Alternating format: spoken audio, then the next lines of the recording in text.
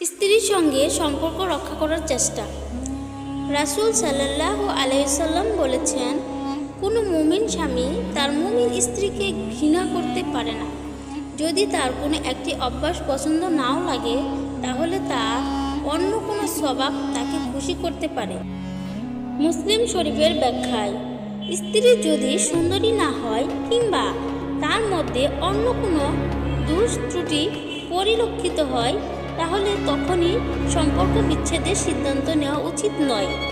কেননা সাধারণত দেখা যায় যে মেয়েদের মধ্যে যদি কোনো দিক দিয়ে কোনো দোষ থাকে, তাহলে তার মধ্যে অন্যান্য দিক দিয়ে এমন গুণও থাকে যা দিয়ে সে সহজে স্বামীর মন জয় করতে পারে। তবে শর্ত এই যে তাকে সে গুণের বিকাশ সাধনের সুযোগ দিতে হবে। কোনো একটি বিশেষ ত্রুটির জন্যে তার বিরুদ্ধে অন্তরে সারা জীবনের জন্য ঘৃণা বিদ্বেষ পোষণ করা যাবে না।